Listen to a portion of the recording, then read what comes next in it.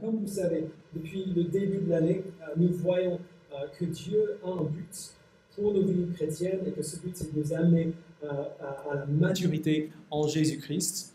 Dieu se sert de sa propre relation avec nous pour faire cela. Et donc, alors que nous grandissons dans notre relation avec Dieu, le Père, nous grandissons en Christ. Et les disciplines spirituelles, c'est le sujet de cette série en ce moment. Les disciplines spirituelles, même si je ne suis pas trop fan du terme, honnêtement, résolution ou pratique de la piété, je préfère un peu.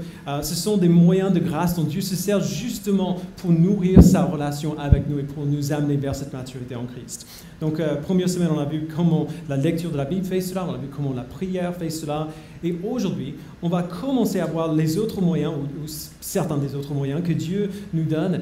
Et on commence par la pratique qu'on appelle la louange ou l'adoration.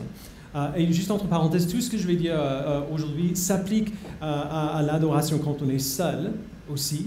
Mais aujourd'hui, on va se concentrer plutôt sur l'adoration de l'Église rassemblée, genre ce que nous sommes en train de faire là depuis une heure. L'adoration par le culte que nous rendons à Dieu quand on se rassemble. Alors, ce sujet est délicat. Je ne veux pas le cacher. De nos jours, l'idée même de l'adoration est très chargée. Sa définition varie beaucoup d'un milieu à un autre et la manière dont elle se pratique aussi. Donc, par exemple, j'ai grandi dans des églises très charismatique aux États-Unis, charismatique de manière théologique et juste en termes de style, quoi. Le culte dans ces églises ressemblait à un mélange bizarre de concerts et matchs de foot. La musique était excellente. Quand les gens chantaient, ils chantaient avec tout ce qu'ils avaient, leur voix et leur corps. Ils criaient, ils tapaient toujours dans la main, toujours, et toujours sur 2 et 4. S'il vous plaît. Ils sortaient carrément de leur chaise et parfois ils couraient dans les allées de l'église, littéralement, et à fond.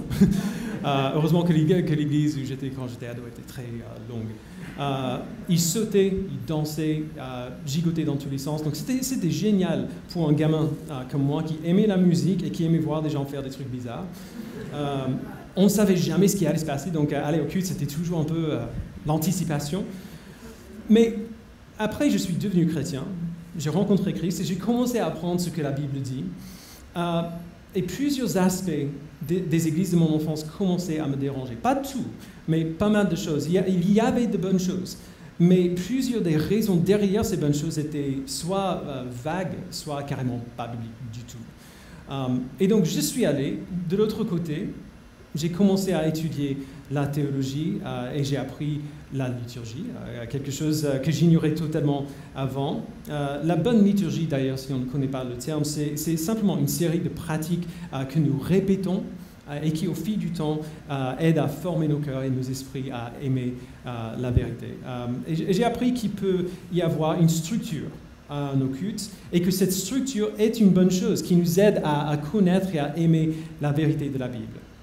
Et donc, quand on a implanté l'Église Connexion, on a beaucoup parlé de la liturgie de l'Église au début.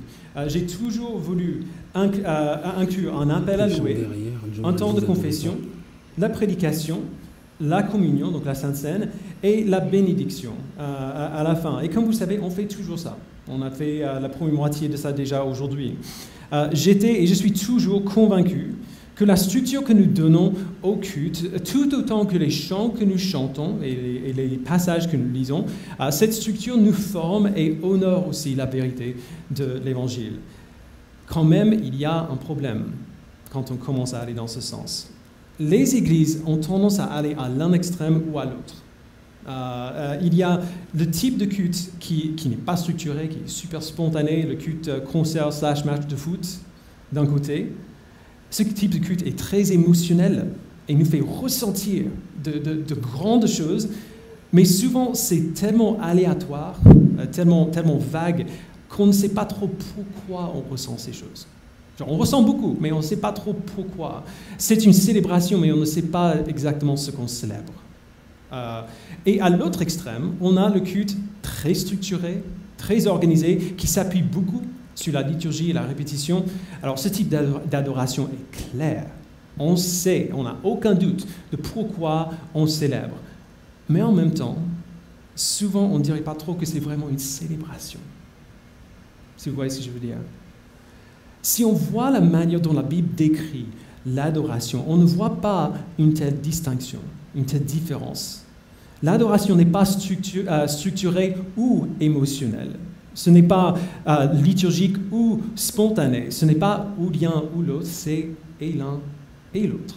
C'est ça que nous voyons dans la parole. Et donc, c'est ça qu'on va voir aujourd'hui. Notre texte principal sera dans Jean chapitre 4. Donc, si vous avez vos Bibles, vous pouvez aller avec moi. Jean chapitre 4, on va lire à partir du verset 7. Dans ce texte, juste pour donner un peu le contexte, Jésus voyage avec ses disciples à travers la Samarie et il s'assoit à un puits, près d'un puits pour se reposer. Ils étaient dans un territoire hostile. Les Samaritains étaient descendants des Juifs qui s'étaient mariés avec des étrangers lorsque leur leader était amené en exil. Donc c'était 7 siècles plus tôt. Donc du coup, le peuple de la Samarie était tout mélangé entre Juifs et étrangers. Et donc les Juifs de l'époque de Jésus voyaient ces Samaritains comme impurs, puisqu'ils avaient à leurs yeux abandonné la loi de Moïse. Les deux groupes vivaient dans des régions séparées, ils avaient des lieux de culte séparés, il y avait beaucoup d'hostilité entre les deux et ils se mélangeaient rarement. Tout cela pour dire que la discussion qu'on voit dans ce passage n'aurait jamais dû avoir lieu. Jésus est un juif, il va parler, donc c'est un homme juif, et il va parler à une femme samaritaine qui n'est pas son épouse. Donc la discussion commence simplement. Jésus s'assoit près d'un puits et une femme s'approche. Donc on lit à partir du verset 7 de Jean 4. Une femme de Samarie vint puiser de l'eau. Jésus lui dit, « Donne-moi à boire. » En effet, ses disciples étaient allés à la ville pour acheter de quoi manger. La femme samaritaine lui dit, « Comment? Toi qui es juif, tu me demandes à boire, moi qui suis une femme samaritaine. » Les Juifs, en effet, n'ont pas de relation avec les Samaritains. Jésus lui répondit, « Si tu savais quel est le cadeau de Dieu, et qui est celui qui te dit, « Donne-moi à boire », tu lui aurais toi-même demandé à boire, et il t'aurait donné de l'eau vive. » Alors arrêtons là juste un instant. Tout de suite, Jésus est surprenant.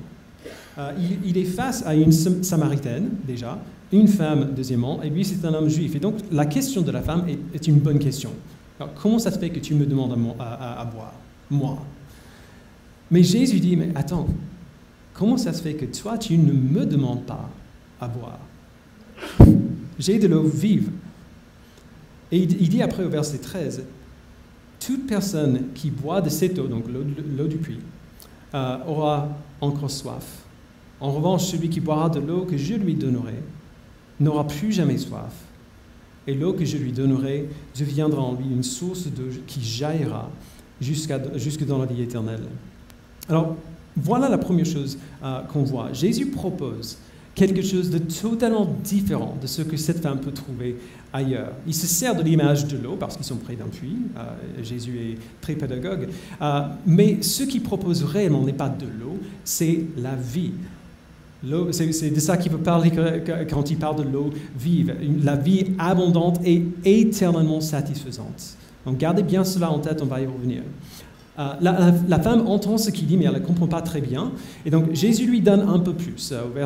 Il lui donne un peu plus d'infos au verset 17 et 18. Il lui dit qu'elle a été mariée plusieurs fois et que maintenant elle vit avec quelqu'un qui n'est pas son mari. Un truc qu'il n'aurait pas dû savoir. Elle est étonnée, évidemment, et donc elle essaie d'en savoir un peu plus sur qui est cet homme. Elle dit au verset 19, « Seigneur, il dit la femme, je vois que tu es un prophète. Nos ancêtres ont adoré sur cette montagne, et vous dites, vous, que l'endroit où il faut adorer est à Jérusalem. » Donc elle essaie de le tester pour voir ce qu'il va dire en réponse. Il lui dit, verset 21, « Femme, lui dit Jésus, crois-moi, l'heure vient où ce ne sera ni sur cette montagne, ni à Jérusalem que vous adorez le Père. Vous adorez ce que vous ne connaissez pas. Nous adorons ce que nous connaissons, car le salut vient des Juifs. Mais l'heure vient, et elle est déjà là, où les vrais adorateurs adoreront le Père en esprit et en vérité. En effet, ce sont là les adorateurs que recherche le Père. Dieu est esprit, et il faut que ceux qui l'adorent en esprit et en vérité. Et là, évidemment, on arrive au vif du sujet. Ce terme, adorer en esprit et en vérité, il y a beaucoup de questions autour de ce terme. Elle est finalement assez simple. Et si on sait ce qui vient après, dans le reste du Nouveau Testament. Jésus dit déjà que la vraie adoration est en esprit. C'est-à-dire que ce n'est pas simplement un acte physique ou intellectuel, c'est un acte spirituel. Et si nous savons ce qui vient après dans le Nouveau Testament, nous savons que la seule manière dont nous pouvons avoir une vie spirituelle qui plaît à Dieu, c'est par le Saint-Esprit, à travers l'œuvre de Christ. L'Esprit nous donne la foi et il nous donne de vivre cette foi à l'extérieur. Autrement dit, il n'y a que de vrais chrétiens qui ont reçu la foi par le Saint-Esprit de Dieu et qui vivent maintenant par l'Esprit. Il n'y a que ces chrétiens-là qui sont capables d'adorer Dieu en esprit. C'est la seule adoration en esprit qui existe. Et si la vraie adoration a lieu par l'esprit et non pas par des rituels, ça veut dire aussi qu'il n'y a plus besoin d'un temple pour faire cela. Maintenant, grâce à l'œuvre de Christ, la vraie adoration ne se limite pas à un endroit ou à un moment précis. Elle a lieu partout où se trouve le peuple de Dieu, parce que c'est là où ils sont, l'Esprit est en eux et l'Esprit est avec eux. Et donc la vraie adoration est en esprit déjà, et deuxièmement est en vérité. Ça, c'est encore plus simple. Au verset 22, Jésus dit « Nous adorons ce que nous connaissons ». Dieu s'était révélé aux Juifs, alors nous, les Juifs, nous adorons Dieu selon ce que Dieu dit de lui-même, selon la vérité. Nous louons Dieu tel qu'il est, non pas tel que nous l'imaginons. La vraie adoration a lieu par l'Esprit et selon la vérité. Jusque-là, j'imagine que la plupart d'entre vous, sinon tous, seraient d'accord. Les chrétiens n'ont pas trop de soucis avec cette idée-là. Mais voici ce qu'on oublie souvent, et c'est quand même essentiel. De quoi est-ce que Jésus parle vraiment dans cette discussion avec cette femme? C'est elle qui a parlé de l'adoration. Et donc Jésus a l'inclus dans son enseignement. Mais l'adoration n'est pas le vrai sujet de cette discussion. Cette discussion n'est pas vraiment centrée sur comment correctement conduire un culte. Il ne parle pas principalement de la liturgie. Il parle de ce à quoi cela ressemble, de boire de l'eau vive que Jésus offre à son peuple. Ce que c'est que d'être satisfait dans le salut que Dieu donne, de venir à Dieu pour boire et de ne plus jamais avoir soif. Alors, pensez à ce qui se passe en été à Paris. Tu as marché dans la ville toute la matinée, il fait chaud, tu transpires, tu as mangé ton sandwich, tu as mangé ton chips, et puis tu prends ta bouteille d'eau et tu te rends compte qu'elle est vide. Et donc, tu marches désespérément sous le soleil pour essayer de trouver quelque part où tu peux trouver de l'eau à boire ou à acheter. Et donc, tu trouves enfin, il y a une queue de touristes qui prennent trop longtemps pour commander leur sandwich. Tu arrives enfin devant le guichet, tu achètes une bouteille d'eau très, très froide. Qu'est-ce que ça fait d'ouvrir cette bouteille à ce moment-là et de boire? Peu importe quelle journée vous avez passée, ce moment-là est juste glorieux. Il n'y a rien de meilleur. Tu ressens du soulagement et du bonheur et du plaisir par une simple bouteille d'eau. Personne n'est indifférent, personne n'est blasé quand on a aussi soif que ça et qu'on peut enfin boire. C'est cela, l'expérience que Jésus décrit quand il parle de l'adoration en esprit et en vérité. C'est le contexte de ce qu'il dit sur l'adoration. Il décrit l'expérience en termes de désir et non pas en termes de raisonnement intellectuel. Il décrit le soulagement de la soif, la joie de pouvoir enfin vivre pour la première fois, une source d'eau qui jaillit jusque dans la vie éternelle. Et où est-ce que nous trouvons cette eau? Ce n'est pas à Jérusalem, ni sur cette montagne, mais dans le Père, que nous adorons en esprit et en vérité. Et donc du coup, sur la base de cette réalité que Jésus décrit, j'ai 2 points pour nous aujourd'hui qu'on verra après la pause. Ils sont simples, mais j'espère qu'ils nous mettront un peu au défi. Et donc les voici tout simplement avant de nous lever pour chanter. La discipline spirituelle de l'adoration nous forme dans la vérité. La discipline spirituelle de l'adoration, de la louange, du culte rendu à Dieu, nous forme dans la vérité et deuxièmement, nous enseigne à répondre à la vérité. Donc, Jésus a dit au verset 22, « Nous adorons ce que nous connaissons ». C'est vital de voir cette connaissance de Dieu tel qu'il est, de Dieu tel qu'il se présente à nous dans sa parole, comme un but principal de l'adoration. Parce que certains d'entre nous préfèrent que notre louange, les chants que nous chantons à Dieu, les prières qu'on prie à Dieu quand on est ensemble ou quand on est seul, soient remplis d'un langage émotionnel plutôt qu'un langage théologique. Je vous donne un exemple, et je m'excuse d'avance.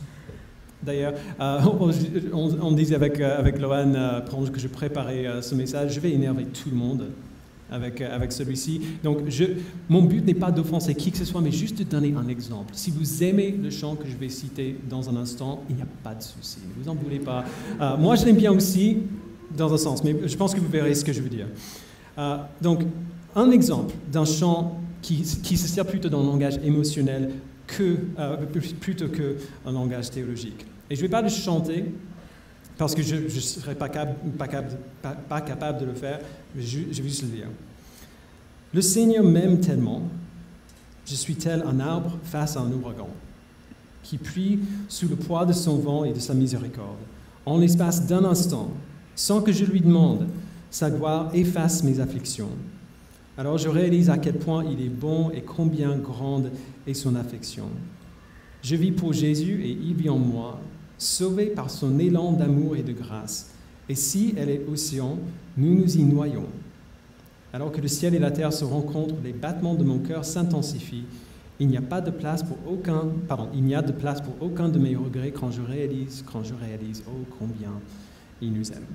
Alors, j'imagine que certains d'entre vous connaissent ce chant déjà.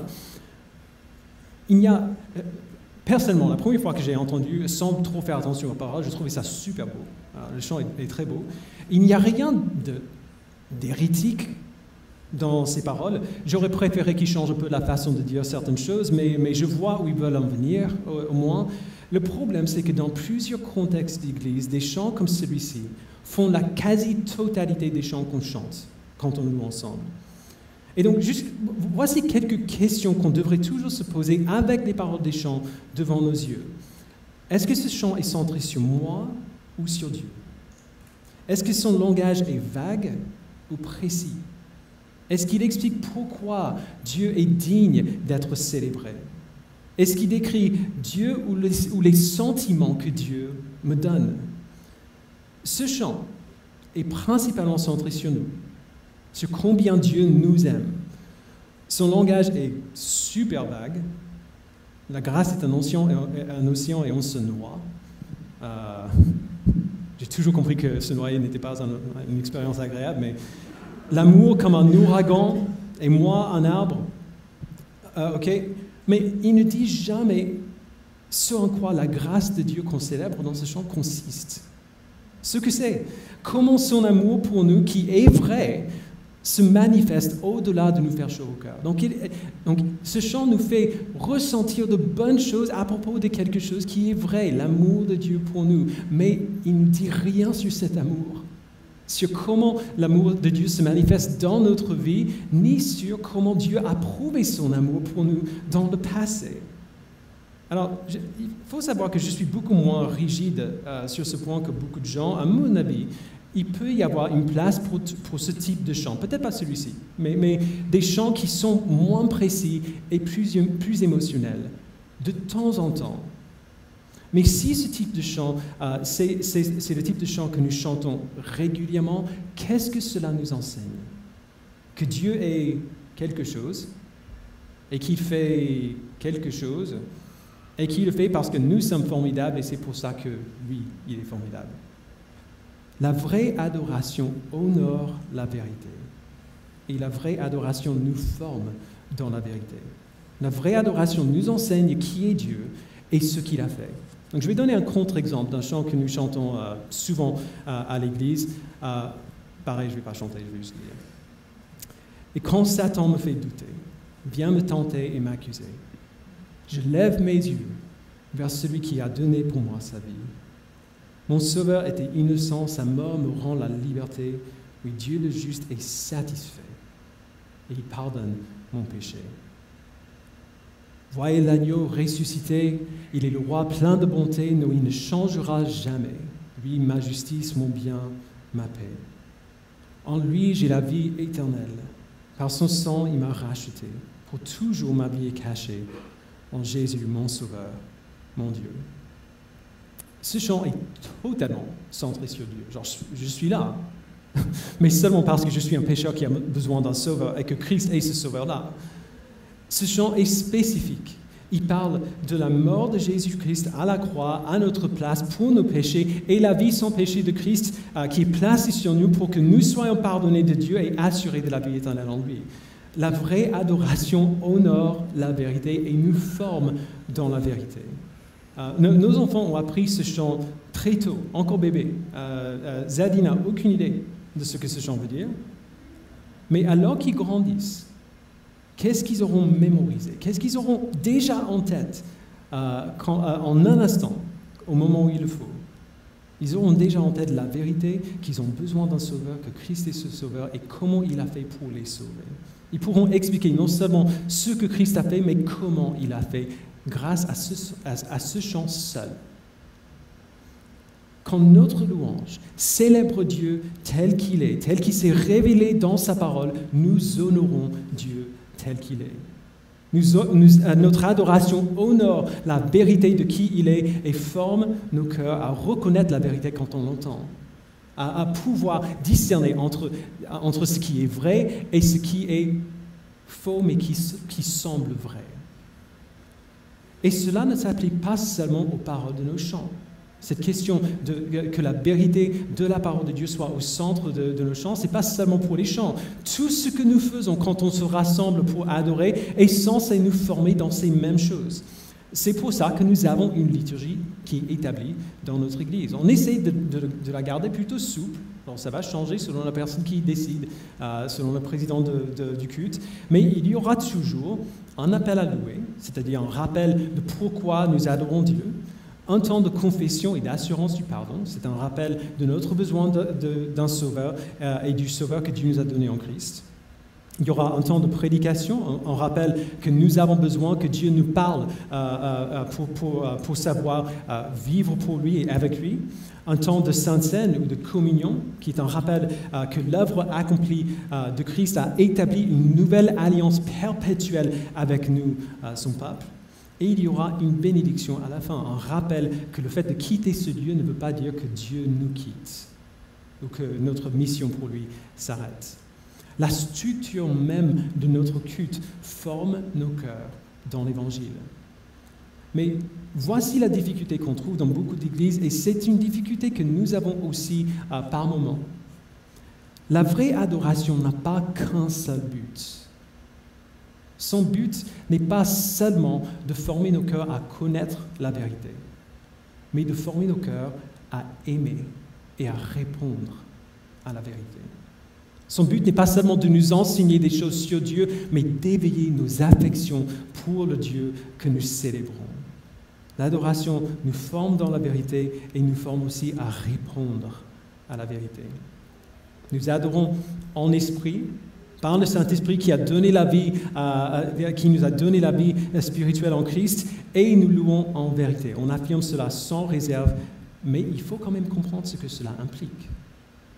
Si nous sommes sauvés par l'Esprit de Dieu, s'il nous a donné de nouveaux cœurs et la foi en son Fils, s'il illumine nos cœurs à voir la vérité proclamée dans sa parole, pour croire que Jésus-Christ a vraiment fait ces choses pour nous, alors ce n'est pas normal que nous chantions ces vérités et que nous n'en soyons pas bouleversés. Ce n'est pas normal que nous chantions les vérités les plus glorieuses qu'on imagine et qu'on s'ennuie. Et la musique n'a rien à voir, l'atmosphère n'a rien à voir, les lumières n'ont rien à voir. Je ne veux vraiment pas offenser, encore une fois, qui que ce soit, mais quand même, il n'y a presque personne dans le monde qui peut chanter de manière aussi fade que les chrétiens. Lohan et moi, on a eu cette discussion il y a quelques jours. Qui d'autre dans le monde peut s'ennuyer autant quand il chante que les chrétiens dans l'Église? Juste de manière générale. La seule réponse qu'on a trouvée, c'était des gens à Hippopotamus qui chante joyeux anniversaire à quelqu'un sur une table. Genre, on le fait parce que les serveurs le font et voilà, tout le monde le fait, mais on ne connaît pas ce gars. Donc, joyeux anniversaire. Genre, on attend que ce soit terminé. C'est la seule réponse qu'on a pu trouver. Le seul autre contexte où chanter peut être aussi peu joyeux qu'à l'église. Nous chantons la Marseillaise avec plus de passion que nous donnons à Dieu. Nous chantons le karaoké avec plus de passion que nous donnons à Dieu. Nous chantons des chansons stupides dans notre voiture avec plus de passion que nous donnons à Dieu. Quand les chrétiens, et je parle pas spécifiquement de nous, juste les chrétiens de manière générale, quand les chrétiens se rassemblent, souvent on a cet instinct qui dit « ce qu'on fait là, c'est sérieux, c'est sobre ». Et en plus, je ne veux pas avoir l'air bête. Le roi David n'avait pas peur de ça. On sait qu'on doit venir devant Dieu avec révérence, mais souvent on confond la révérence et la léthargie émotionnelle. Ce n'est pas la même chose. Selon ce que nous voyons dans la Bible, la révérence envers Dieu pousse son peuple à une plus grande émotion qu'avant. Regardez le psaume. Vous ne trouverez aucun psaume qui manque de révérence. Mais en même temps, vous ne trouverez aucun psaume dans lequel l'émotion forte n'est pas exprimée de manière suggestive ou explicite. Les psaumes sont les chants que chantait le peuple d'Israël, c'est le template en quelque sorte de l'adoration pour le peuple de Dieu, répondent tous à la vérité de Dieu avec une révérence profonde et une émotion forte, parce que c'est ça la manière appropriée de répondre à l'œuvre de Christ révélée dans sa parole. C'est la seule manière appropriée de répondre à la vérité de l'Évangile. L'émotion qu'on voit dans les psaumes, que ce soit la lamentation pour les péchés, la colère, la joie, dépend du contexte, mais cette émotion est toujours présente et elle est toujours exprimée. Elle sort. Alors, je sais bien que je suis dans une église baptiste. Alors, je sais que parler de l'émotion nous met mal à l'aise parce que l'émotion peut être tellement facilement manipulée. Il est tellement facile de confondre l'émotion et la conviction. Et c'est vrai qu'on peut avoir beaucoup d'émotions sans aucune vraie conviction. Genre baisser les lumières, mettre de la bonne musique et ça suffit, quoi. Mais en même temps, je dirais que selon ce qu'on voit dans la Bible, je ne pense pas que ce soit possible d'avoir une vraie conviction sans une réponse émotionnelle qui est forte à côté. Parce que c'est la première chose qu'une vraie conviction produit en nous, un sentiment fort au sujet de la conviction que nous avons.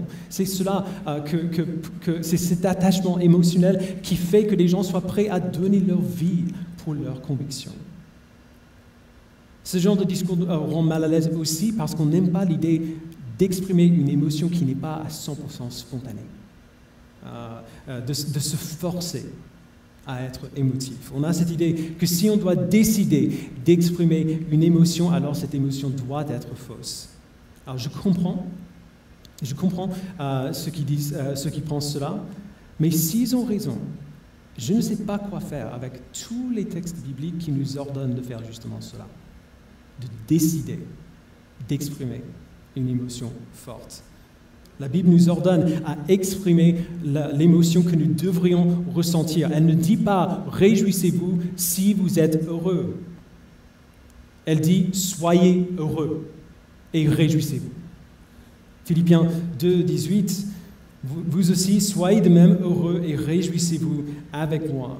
Philippiens 3, 1, « Maintenant donc, mes frères et sœurs, réjouissez-vous dans le Seigneur ». Philippiens 4, 4, « Réjouissez-vous toujours dans le Seigneur », je le répète, réjouissez-vous. Le psaume 33, verset 1, il dit juste « Réjouissez-vous en l'Éternel ». Pourquoi ? Parce que la louange convient aux hommes droits. Ensuite, célébrez l'Éternel avec la harpe, louez-le sur le luth à 10 cordes, chantez-lui un cantique nouveau, faites retentir vos instruments et vos voix. Pourquoi ? Car la parole de l'Éternel est droite et son œuvre s'accomplit avec fidélité. Dieu nous donne des raisons pour nous réjouir et il nous ordonne de nous réjouir. Il nous ordonne de nous réjouir, de choisir, d'ouvrir nos bouches et de crier de joie, de jouer à nos instruments, de chanter, parce que c'est cela la réponse appropriée de voir Dieu tel qu'il est. De savoir ce que Dieu a fait pour nous, c'est ce qui convient aux hommes droits. Et ce n'est pas un accident que Dieu nous ordonne de faire tout cela en musique. C'est ainsi que le peuple de Dieu, que le peuple d'Israël à l'époque de David louait, et c'était toujours ainsi pour le peuple de Dieu au Nouveau Testament. Qu'est-ce que l'Église devait faire quand il se rassemblait? On voit dans Colossiens 3, verset 16, que la parole de Christ habite en vous dans toute sa richesse. Instruisez-vous et avertissez-vous les uns les autres en toute sagesse par des psaumes, par des hymnes, par des cantiques spirituels. Chantez pour le Seigneur de tout votre cœur, sous l'inspiration de la grâce. Si vous avez compris la grâce que vous avez reçue, alors chantez en reconnaissance de tout votre cœur. Les chrétiens se rassemblent en communauté, ou se rassemblaient. Ils se soumettaient à la parole et ils répondaient par le chant. Tout cela pour dire la vraie adoration ne peut pas être la vérité au détriment de l'émotion, ni l'émotion au détriment de la vérité. Vous voyez le cycle vertueux qui se crée par les disciplines spirituelles qu'on a vues jusqu'ici, juste ces trois. Le Père nous parle par sa parole, nous lui répondons dans la prière. Notre relation avec le Père qui grandit, crée de la joie en nous, qui pousse à l'adorer quand on est seul et quand on est ensemble. Et le festin de notre joie dans l'adoration nous donne encore plus envie de passer plus de temps avec Dieu et de mieux le connaître. Et donc, qu'est-ce qu'on fait? On retourne à la parole pour entendre Dieu nous parler et ça recommence. Si nous prenons l'adoration en esprit et en vérité, dans le contexte de ce que dit Jésus dans Jean 4, nous devons absolument voir que la manière dont on loue souvent Dieu est en décalage total avec la réalité de ce qui se passe vraiment quand on fait cela, quand on le loue. On est appelé à être des gens qui avaient soif et qui se trouvent maintenant satisfaits par l'eau vive que Dieu nous donne de boire, qui se réjouissent de ce que nous avons en nous, cette source d'eau vive qui jaillit jusque dans la vie éternelle, qui se tiennent dans la présence de Dieu et qui adorent le Dieu que nous connaissons, le Dieu qui a pris les créatures brisées que nous étions et qui nous a guéris. C'est cela qui devrait se passer à chaque fois que nous nous rassemblons pour louer, à chaque fois que nous ouvrons nos bouches pour louer. Ce qui se passe n'est pas moins que cela. Et donc, voici notre difficulté à l'Église Connexion. On a beaucoup de gens ici qui viennent de plein de milieux d'églises différents. Plusieurs d'entre vous ont grandi dans des églises plutôt strictes et sobres, où tout est très retenu. Et plusieurs d'entre vous ont grandi à l'autre extrême, dans le type d'église où moi j'ai grandi, où le culte, c'était en gros une boom de 2 heures chaque semaine. Qu'est-ce qui se passe quand on prend ce mélange d'arrière-plan et de personnalité, genre ça joue beaucoup aussi, et on les met ensemble dans une église qui maintient l'importance d'une liturgie de culte comme à Connexion? Si on ne fait pas attention, le premier groupe finit par prendre le dessus sur le deuxième. Dans notre église, les gens ont parfois du mal à taper dans les mains pendant le culte parce qu'il n'y a pas grand monde qui le fait. On a du mal parfois à lever nos mains pendant le culte parce qu'il n'y a pas grand monde qui le fait. Et on est mal à l'aise pour exprimer quelque émotion que ce soit parce qu'il n'y a pas grand monde qui le fait. Je généralise beaucoup. Mais les instincts de certains étouffent les instincts des autres. Ce n'est pas du tout intentionnel, mais c'est ça qui arrive assez souvent. Je pense quand même qu'il est tout à fait possible que Dieu, dans sa providence, nous a rassemblés avec nos arrière-plans et nos personnalités et nos réflexes très différents, non pas pour qu'on s'aplatisse tous comme un pâte à pain qui a été exposé trop longtemps à l'air, mais pour qu'on s'aide les uns les autres à mieux adorer Dieu, à répondre à Dieu correctement. Parce que si on regarde ce que la Bible dit sur l'adoration, il faut voir que ces deux instincts, ces deux réflexes sont bons. Le réflexe qui va vers l'ordre et la vérité et la structure dans le culte est un bon réflexe. Parce que la vraie adoration honore la vérité et forme nos cœurs à connaître la vérité. Et le réflexe de répondre à cette vérité avec une grande émotion dans la louange est tout aussi bon. Parce que c'est cela que ces vérités devraient produire en nous. C'est ça la réponse appropriée à ces vérités que nous célébrons. Je dirais même que l'adoration comme discipline spirituelle ne produit son effet que si ces deux instincts, ces deux réflexes sont présents. Alors du coup, 2 mots rapides et j'aurai terminé. Si votre réflexe naturel est de faire taire votre émotion et de ne faire que réfléchir à la vérité, ne vous en voulez pas déjà, c'est mon réflexe aussi. Mais prenez du temps cette semaine pour prier. Venez au culte dimanche prochain, préparez. Et en priez avant. Demandez à Dieu son aide, que son esprit vous aide à répondre aux vérités que vous connaissez et qui vous donne le courage de le faire. Et il y a 1000 manières possibles, imaginables de faire. Vous avez peut-être remarqué que moi, je ne bouge pas beaucoup non plus. Mais c'est parce que de manière générale, je ne bouge pas beaucoup. Alors si je commence à bouger, il y a des problèmes. Moi, Jason qui danse, c'est pas beau. Il y a 1000 manières différentes de faire cela, mais si nous aimons vraiment les vérités que nous chantons, ça se verra. Ça se verra, ça s'entendra. On ne sera pas indifférent à ce que nous sommes en train de chanter. Si on se réjouit dans notre Seigneur comme la Bible nous l'ordonne, ça va se voir. Donc prions que Dieu se serve de cette discipline spirituelle de l'adoration pour former nos cœurs à aimer la vérité plus profondément et à répondre à cet amour avec joie. Et si votre réflexe naturel, c'est d'être expressif et émotionnel dans la louange, genre de vous éclater pendant le temps de louange, laissez-moi le dire aussi clairement que possible, faites-le. S'il vous plaît, faites-le. Vous avez le feu vert pour taper dans les mains, pour lever vos mains, pour chanter fort, pour mettre vos voisins mal à l'aise carrément. Si c'est ça qui est naturel pour vous, faites-le. Vos frères et sœurs en ont besoin. Mais je vous dirai la même chose que j'ai dit aux autres. Prenez du temps cette semaine pour prier. Priez que Dieu vous aide à ne jamais exprimer de l'émotion pour l'émotion. À ne jamais être ému parce que le chant est beau.